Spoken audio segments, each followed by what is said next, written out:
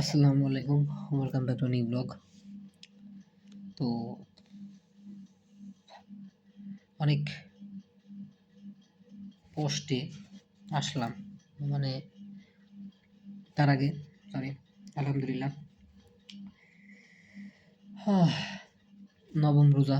I think আমি সঠিকটা আমি টাইটেলে লিখে দেবো, না সমস্যা নেই, নবমই হবে। হ্যাঁ, নবম রোজাই হবে। তো নবম রোজা শেষ করলাম। সারাদিনে আসলে রোজা থেকে আমি মনে করি এটা একটা ইবাদত। তো এমনিও একটু আলসামি কাজ করে, যার কারণে অনেক সময় হয় না। তো কার কেমন যাইতেছে রোজা জানিয়ে দিন কমেন্ট সেকশনে। আর এখন হচ্ছে একটু খাবো, খাইয়ে একটু মুভি দেখবো। আমি একবারে সের করে তারপরে ঘুমাই, কারণ ওই ঘুমাবার কাঁচা ঘুমাইলে মাথা ব্যথা করে। ঠিক আছে, এটা একদমই ঠিক না। যারা তাড়াতাড়ি ঘুমাইতে পারে অনেক ভালো। আমার এখন ঘুম আসে না কেন, কিন্তু আমি এটার পিছিয়ে একটু নিজের একটু পরিবর্তন করার চেষ্টা করতে হবে। তাড়াতাড়ি ঘুমাইতে হবে, এর জন্য যা করা লাগে তাই করবো, সমস্যা নেই।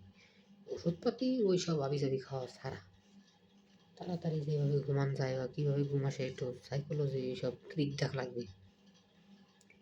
তো ছোটোখাটো একটা মানে এমনি জাস্ট একটা ভিডিও করলাম, মানে হাজিরা টাইপের, কারণ আজকে সারাদিনে ভিডিও করিনি। আর নাহলে আজকে যদি মিস করতাম তাহলে হয়তো বা ওই আমার ওই সিরিয়াল ব্রেক হয়ে যেত। যে যেটা রোজার যে আমি যে ভিডিওগুলো করি, গতবার করছিলাম। তো এটা যেন একদম সিরিয়ালটা যেন ঠিক থাকে, যার কারণে নাকি ছোটো একটা ভিডিও করা। এটা জানি যে কী জায়গা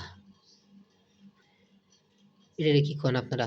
আমি যদি বরিন দেয় বড়ই, এটা আবার এই যে ইসের সব সবজির সব, এটা আই থিঙ্ক ডাইলের সব, ঘরোয়া বেগুনি, এর পেঁপে, বড়ই তো খুশি হয়তো বা ছোলা আবার এই যে। যাই হোক, আলহামদুলিল্লাহ। কিন্তু মাঝে মাঝে খারাপ লাগে যে আসলে অনেক লোক আছে যারা পানি দিয়ে করে ইফতার। আল্লাহ আমার যেন একদিন ওই পর্যায়ে নেয় যেন আমি তাদের সাহায্য করতে পারি, এই আর কি। তাছাড়া কি বলবো। যাই হোক, বেশি সময় নেব না, আর আমারও শরীরে ওরকম এনার্জি নাই। ভাবছিলাম সারাদিনে আজকে ইফতার মানতে যায়নি, সেরকম ঘরে যা বানিয়েছে তাই গেছে। ঠিক আছে, তো মানে এই আজকে ভিডিও পর্যন্ত থাক, দেখাবো অন্য কোনো ভিডিওতে।